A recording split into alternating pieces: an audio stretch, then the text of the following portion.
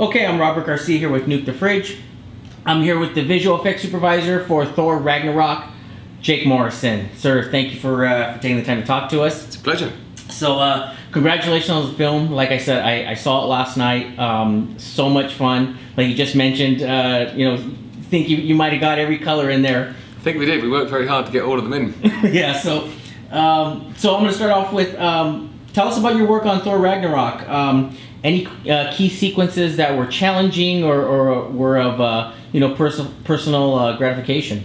Yeah, I mean, I think I'd start off by saying that whatever you do, if you're making a motion picture, don't make the Hulk fight a 35-foot tall mega wolf at the edge of the Niagara Falls. I think that would be my first thing to say, because that's hard. I think that the gang of our friends at Frame Store who completed that shot, whew, that's crazy stuff. But practically speaking, I think one of the things that was probably the most challenging on this one is the fact that we've got two key fully CG characters that tell jokes. And that's really hard, and as any actor will tell you, drama is hard, but comedy is harder. And you never want to be the department that failed the film, to be like, well, I didn't like the film because the comedy didn't work. So we've got Hulk, who's actually, I mean, I was delighted to find out that Mr. Ruffalo was going to be in the film, you know, because I figured that meant we had a Hulk. And then, yeah, somewhat surprised to discover that he was actually going to crack jokes, which I think he does really well. But we kind of went back to first principles on that one, actually, and rebuilt the Hulk from scratch completely. Oh, wow. So was, did you have an actor in a suit for that, for the Hulk scenes, and then, you know, just basically put it in after production? Well, yeah, I mean, what we did is, because Taika Waititi, our director, is very much like an improv guy. He likes, you know, as an actor himself, but also as a director, he likes to make sure that there are happy accidents. So you do the script, you do the scripted lines, and then he'll start pushing buttons and throwing things out. So he said to me at the beginning what he wanted to do was absolutely not cut. So what he didn't want to do is have all this technology and all this fancy stuff that we had in there, and then suddenly have to, like, okay, we've got to take now, like 15 technicians would run in and disassemble things and do wires and stuff. He's like, I don't want that at all. I want to be able to shoot this like I have any of my other pictures. So what we did is we made it so all of the technology was actually built into the sets we started off with. We actually built cameras and motion capture cameras around the sets. In some cases we built them into the walls of the sets. So they're actually like pop-off sections, like in the prison scene. There are sections of the wall that pop out, and if you take them out, there are the motion capture cameras behind there. And if you had a scene where you didn't need them, you just put them back on again. So, you know, the integration was there, and then we did we had Mr. Ruffalo there, and we had Mr. Hemsworth there. So those two guys are just doing a lot of improv and a lot of riffing and all the rest of it. And Taika's throwing lines out and just getting them off balance, and like the whole scene where they're sort of throwing bits and pieces across the room at each other, and then, you know, the tiff, and then, you know, the sitting on the bed, and, you know, like I'm sorry I called you, and all that business. Like all that stuff is, you know, some of it's scripted, but a lot of it's improv and a lot of it's fun. And we actually built a system that allowed us to, the camera operator, like with the motion picture camera, could look through the eyepiece, and when he saw Chris, he would see Chris, and when he panned across to see Mark, instead of seeing Mark, he would see the Hulk live overlaid. But of course, because the Hulk is actually 8'6", that meant that if you're doing a pan from here to here from one character, you didn't do that, you actually did this. So it meant we respected all the, you know, and if the Hulk walks like a lot faster than Mark does, you know, like 3 steps from Mark, like the whole room's covered if the Hulk does it. So we did the same thing with that. If the camera operator watched Mark, literally Mark would just stay behind, and you would just be panning across and follow the Hulk all the way across the room and then come back again. So it was like a magnifier on all the performance. So we built all this technology just to make sure that Taika was able to just have everybody acting completely as he was used to. And then to the point at which we ended up with Mr. Taika actually appearing in the film as a certain blue 7'6" tall Cronin, which I didn't see coming, but it was really fun because he always does a cameo in all of his pictures. So we knew he'd do something, and then we had like a lineup of different gladiators that we put together for Sakaar, and at a certain point he obviously picked that one, and then we started seeing more and more Korg in the movie, and he's such a great character.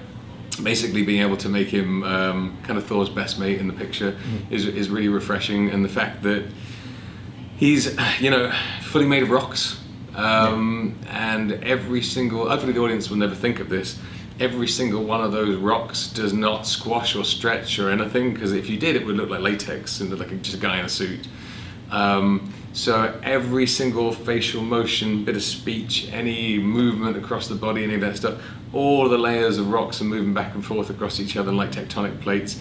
But the art in there is making that feel natural and never looking at it like it's a technical exercise. And so it really is, like, on a technical level, incredibly challenging.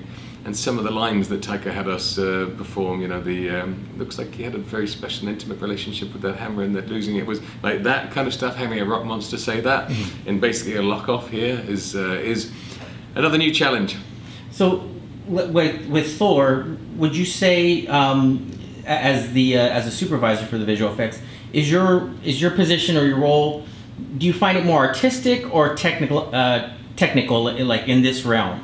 It's artistic primarily, and then technical at the back end. So because I'm involved in the project from the very beginning, and it's at that stage it's script and it's storyboards, and it's then we start putting together previs stuff and cutting sequences together.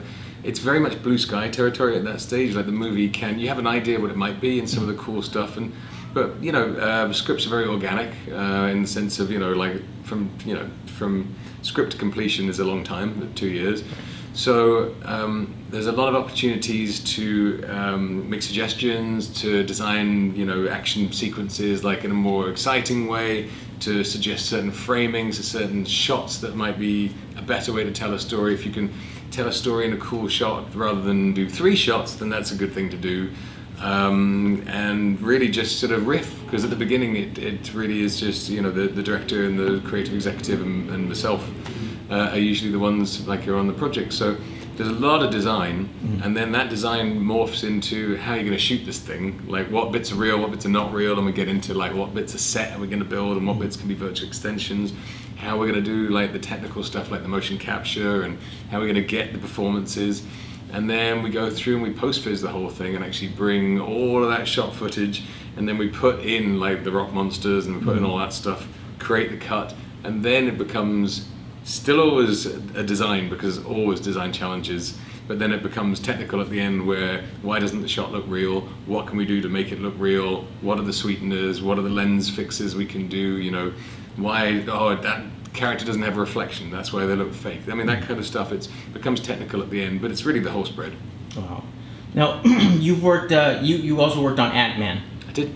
And all of the, you know, it's still within the Marvel universe, but how do you think it differs as far as look and texture of the 2 different movies? Like Thor has a certain look. Yes. And then your work on Ant-Man, that was, I've seen that movie, and it's completely different, but still within the Marvel universe. So how do you, you know, separate the 2 projects, but, you know, with still the understanding of, hey, these characters still coexist within the same, you know, Marvel stories? I would say that Marvel as a studio are really supportive of letting the filmmaker like dictate the visual style. So I mean, in this case, Taika's look, his particular look, is very formal composition. Like, he is an artist in his own right. So if you look through, well, if you look at this kind of thing, entirely symmetrical. So if you look and piece through the film, you'll see that it's almost kind of Kubrick kind of feel to the whole thing, where there's very, very solid composition, it's very formal. You're looking right down the Rainbow Bridge, you're looking right back at the palace, split the lens, it's the rule of 2s, or halves, depending on how you like it. A lot of push in, pull back stuff, like very different style, no handheld work at all. Whereas on Ant-Man, I literally ran out of snap zooms that I could do, because we found that Peyton really liked, our director on Ant-Man, really actually kind of dug like the 70s style like snap zooms, where you're looking at something and suddenly you zoom in. And we found early on that was a really strong way of the audience understanding that Ant-Man had shrunk, because you can be at a certain point in a room, a certain physical place, have Scott Lang as a full-size person, have them shrink down to the table, and then zoom in, and the perspective doesn't change in the room, it just gets bigger. So you still understand where you are. So I think I used all of them. All of the snap zooms that I was allowed to do, at a certain point there was a cut off and they said you can't do it anymore. But so you've really just used the right tools that are right for the storytelling, guided by the director. Great. Jake, Morrison, again, congratulations on Thor Ragnarok, and you guys did pull off that scene with Hulk and the giant wolf. It was phenomenal, but it was a great ride. Again, congratulations, and thanks for talking to us today. Thank you so much. Pleasure. Excellent.